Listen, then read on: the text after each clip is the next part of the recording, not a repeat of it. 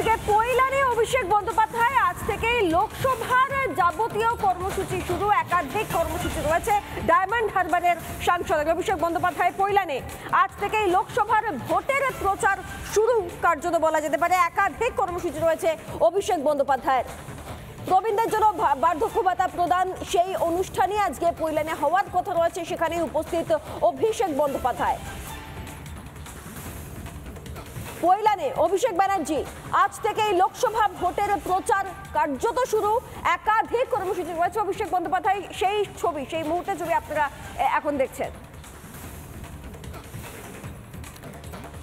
অনুপম এই মুহূর্তে আমার সঙ্গে সরাসরি রয়েছেন। অনুপম, আজকে অভিষেক বন্দ্যোপাধ্যায় কৈলানে রয়েছে, তার একাধিক কর্মসূচি রয়েছে এবং লোকসভার ভোট প্রচার যে শুরু হয়ে যাচ্ছে সেটা বোধহয় আর বলার অপেক্ষা রাখে না। আমি আরো বিস্তারিত আপডেট নেব আজকে ডায়মন্ড হারবারের সাংসদের ঠিক কি কি কর্মসূচি রয়েছে বা কি বার্তা দিতে পারেন তিনি, কি সম্ভাবনা রয়েছে।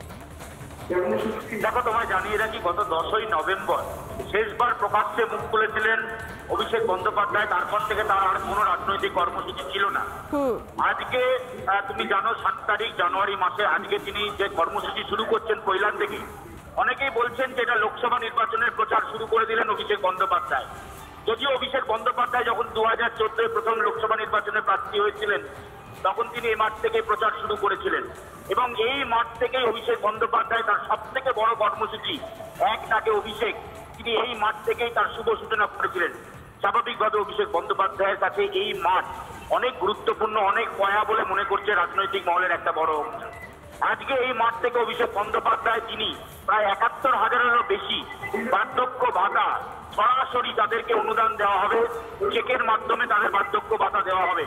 ইতিমধ্যেই তালিকা তৈরি হয়ে গিয়েছে, 134টা জায়গা থেকে মোট এই তালিকা তৈরি করা হয়েছে। এই ঘোষণা অভিষেক বন্দ্যোপাধ্যায় আগেই করেছিলেন যে যারা যারা সরকারের এই বার্ধক্য ভাতা এখনো পাননি বিভিন্ন সমস্যার কারণে, এবার সরাসরি তাদেরকে দলের তরফে এই বার্ধক্য ভাতা দেওয়া হবে। আর সেই শুরুটা হবে অভিষেক বন্দ্যোপাধ্যায়ের এই লোকসভা যে আসন ডায়মন্ড হারবার থেকে।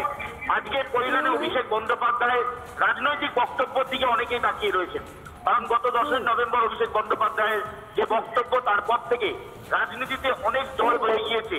এর মধ্যেই প্রবীণ নবীন দ্বন্দ্ব উঠে এসছে, এর মধ্যেই অভিষেক বন্দ্যোপাধ্যায়ের ঘনিষ্ঠ বৃত্তে বৈঠক হয়েছে, এখানে তিনি ক্ষোভ প্রকাশ করেছেন।